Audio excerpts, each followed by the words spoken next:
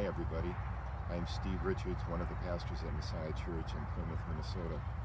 And today I've brought you to Fort Snelling National Cemetery. This is always an impressive sight for me. A reminder that I did not get to where I am all by myself. I am and you are part of a story that began long before we walked on this earth and will continue long after we are gone. Fort Snelling National Cemetery was established in 1939, and there are now more than 200,000 grave sites in this cemetery.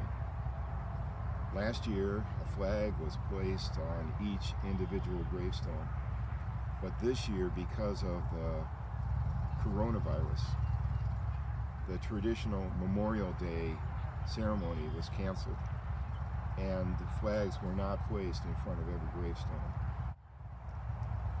I've come here today to talk about defining moments. A defining moment is a pivotal point in your life which dramatically changes the direction of your life. See, 3 years ago this month, my dad died. Our family placed his remains right here. Now, Dad was drafted into the Army near the end of the war, and he was on a ship on the way to the South Pacific when they received word that the peace treaty with Japan had been signed. He spent the next year, his 19th year, serving on the islands of Leyte and Guam. And frankly, that's about all he ever told us about his military service. Now, after he died, we discovered that he had written his own biography, and in that biography there was a section about his military service. Time in the Army was not a happy experience for him. I won't share why that was, since he did not talk about that publicly in his lifetime. Neither will I.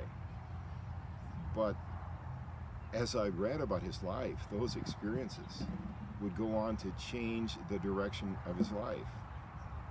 And because of the change in the direction of his life, I'm here. See, those experiences, though he didn't welcome them, would change the course of his life that led eventually to his meeting my mother, and they got married, and a few years later, I was born. And by reading about his life, I realized that some of the hardest experiences of our lives can bring forth something good, even when we don't realize that at the time. You know, I'm always struck by the words of Joseph that come to us at the end of the Old Testament book of Genesis. Remember, Joseph's brothers had a plan to end his life, and they sold him into slavery.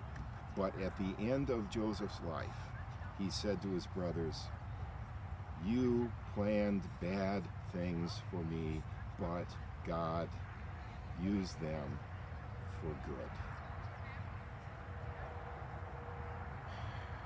For many, this pandemic and its unintended consequences are that sort of pivotal, defining experience in their life. No matter how bad it gets, there is always hope. God is ready to do something new in your life. So hang on to hope. Stay close to God. Wait patiently, and know that God is not finished with you yet. Thank you for spending these few minutes with me this morning. I hope you'll join me again next Wednesday. God bless.